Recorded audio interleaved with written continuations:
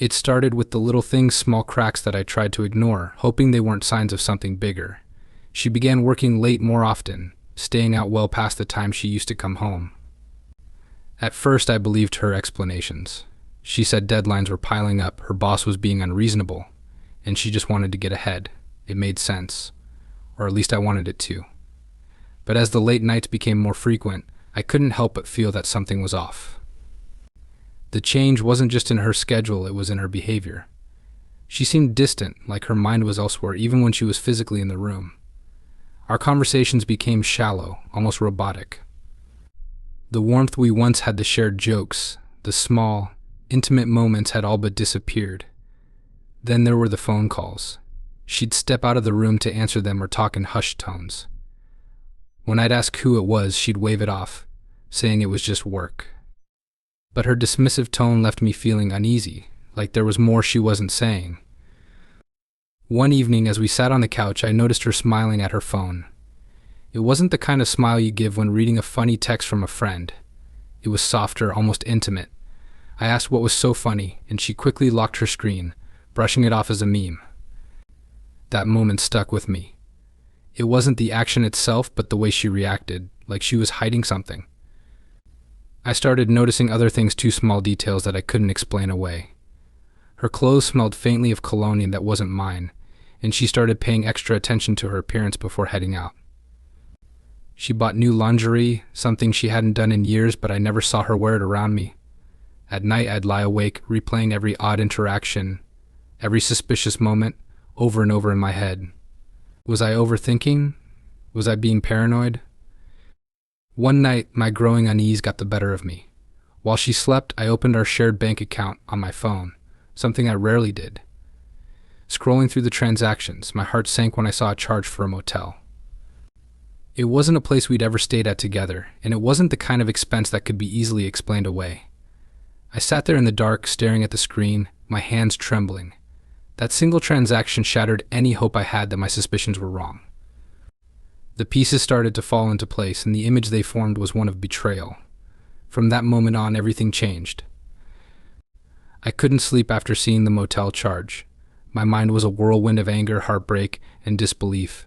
I wanted to confront her right then and there, to wake her up and demand an explanation, but I knew she'd lie, twist the story, and make me doubt what I'd already seen. I needed more than just my suspicions. I needed the truth, the undeniable, irrefutable truth. The next morning, I forced myself to act normal. It felt like a mask I had to wear, pretending everything was fine when inside, I was falling apart. Over the next few days, I started paying closer attention. Her excuses, her routines, and the way she avoided eye contact whenever I asked simple questions, it all felt calculated, like she was trying to keep me in the dark. I went through her phone when she was in the shower, but she had deleted all her messages. That alone told me something was wrong. What kind of person erases their texts every day if they have nothing to hide? I decided to follow her. It was a step I never thought I'd take, but I felt like I had no other choice. She said she was meeting a friend for lunch that day, and the moment she walked out the door, I grabbed my car keys and left a few minutes behind her. My heart was pounding as I trailed her, keeping enough distance so she wouldn't notice. I felt like a character in one of those detective shows, but this wasn't entertainment, this was my life unraveling. When she pulled into the parking lot of the motel, my stomach dropped. I parked down the street, barely able to breathe as I watched her step out of the car. She wasn't alone. A man joined her, someone I didn't recognize. They exchanged a glance and a quick smile before walking inside together. That moment broke me. Seeing her with someone else so comfortable, so casual, as if what they were doing was normal, shattered whatever hope I had left that this was a misunderstanding. I sat there for hours, frozen in my car. Part of me wanted to storm in and confront them, to demand answers and vent my rage, but I couldn't. I needed to stay calm. I needed to think. Eventually they came out laughing and talking as if they hadn't just destroyed my life. Watching her drive away with that same carefree expression solidified everything for me. This wasn't a mistake or a lapse in judgment. This was a betrayal, plain and simple, and now I knew for certain that she was hiding a life I wasn't a part of. The pain of seeing her with another man was unbearable. It wasn't just the act of betrayal that haunted me, it was the realization that she had been living a lie, smiling in my face while sharing moments with someone else. My mind replayed the scene over and over, her laughing with him, completely unbothered by what she was doing to me. The anger that followed was like nothing I'd ever felt before.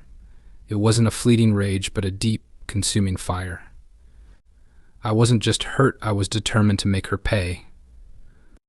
I knew I couldn't act on impulse. A confrontation in the heat of the moment would give her the upper hand. She'd deny it, twist the narrative, or play the victim. No, I needed to plan something that would strip away every excuse, every lie, and leave her exposed. Over the next few days, I started gathering evidence. It wasn't enough to know she was cheating, I needed proof that couldn't be refuted. I went back to the motel and spoke to someone at the front desk, posing as a concerned husband, trying to confirm a booking.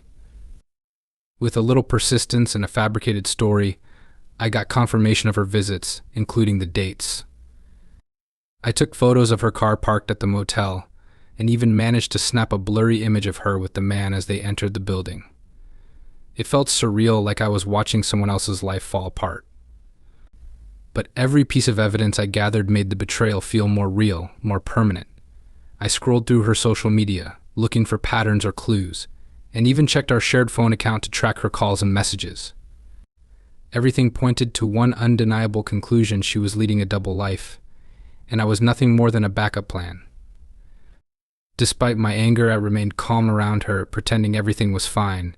It was one of the hardest things I've ever done, sitting across from her at dinner and acting like I wasn't dying inside. Every time she smiled at me, I felt sick, knowing that same smile had been given to someone else. But I kept my emotions in check, reminding myself that this wasn't just about revenge, it was about justice. I decided that when the time came, I wouldn't confront her in private. That would be too easy, too safe for her. No, I wanted everyone she cared about to know the truth. She had made me feel small, insignificant, like I wasn't enough. Now it was her turn to feel the weight of humiliation, to face the consequences of her actions. Every lie she'd told, every betrayal she thought she'd gotten away with, was about to come crashing down. The day of reckoning was one I planned meticulously. I wanted the impact to be as devastating as the betrayal I had endured. She had taken so much from me, my trust, my peace, my sense of self, and now it was time for her to face what she had done. I chose a family gathering as the stage for her unraveling. It was a place where she felt secure, surrounded by people who adored her, people who saw her as a devoted wife and a kind-hearted person. Little did they know the truth I was about to reveal. As everyone arrived, the atmosphere was warm and light. She floated around the room, chatting and laughing, completely unaware of the storm I was about to unleash. I stayed quiet, observing her, letting her enjoy what I knew would be her last moment of normalcy. My heart was pounding, not out of fear, but with a mix of anger and anticipation. I was ready to expose her lies and watch the mask she had so carefully crafted crumble in front of everyone. When the moment felt right, I stood up. The room quieted as I cleared my throat. I told everyone I had something important to share, something that couldn't wait. She looked at me, her expression shifting from curiosity to unease. I could see the flicker of fear in her eyes as I pulled out the photos and printed messages I had gathered. My voice was calm but steady as I explained what I had discovered. At first there was silence, a heavy stillness that seemed to stretch on forever. Then came the gasps, the murmurs of disbelief. Her face turned pale and she stammered, trying to explain, but the evidence spoke louder than any excuse she could muster. I didn't yell or lose my composure, I didn't need to. The truth was brutal enough. One by one, her family members and friends began to question her. The betrayal wasn't just mine anymore, it was a shockwave that rippled through the entire room. People who had admired her, who had seen her as a role model, were now looking at her with a mixture of pity and disgust. She broke down, sobbing, begging for forgiveness, but I felt nothing. As I stood there, watching her world fall apart, I realized this wasn't just about revenge. It was about reclaiming my power, my dignity, and my voice. For so long, she had controlled the narrative, but now the truth was out, and she had no one to blame but herself. I walked out of that room with my head held high, leaving her to face the wreckage of her choices. In the days that followed, The weight of what had happened hung over me like a storm cloud. Exposing her had brought me a sense of closure, but it didn't erase the pain or undo the damage she had caused. Everywhere I went, the memories of our life together haunted me, the places we'd shared, the plans we'd made, and the love I thought we had. But the more I reflected, the more I realized that love wasn't supposed to feel like this. It wasn't supposed to come with betrayal, lies, and humiliation. She tried to reach out multiple times. At first, it was through messages, long, desperate texts filled with apologies and promises to change. When I didn't respond, she started calling. I let each call go to voicemail, unable to stomach the sound of her voice. Then she started showing up, pleading with me to hear her out. She cried, begged, and claimed she didn't know why she had done what she did. But her tears didn't move me.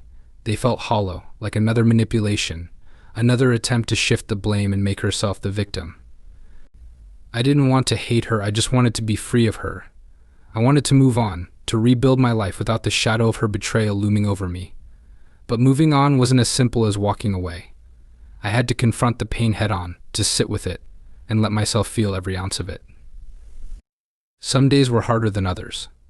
There were mornings when I didn't want to get out of bed, when the thought of starting over felt impossible. But each day I reminded myself that I deserved better than her, better than the life we had built on lies. I started focusing on myself, doing things I hadn't done in years. I picked up old hobbies, spent time with friends I had drifted away from, and even started therapy to work through the anger and grief. It wasn't easy, but with each small step I felt a little stronger. I realized that her betrayal didn't define me, and it wasn't a reflection of my worth. It was a choice she made, a choice that said more about her than it ever did about me. In time, the anger faded. I wouldn't say I forgave her, but I let go of the hold she had over me. I stopped looking back and started focusing on the future, one that didn't include her. The revenge had left her broken, but it had also set me free.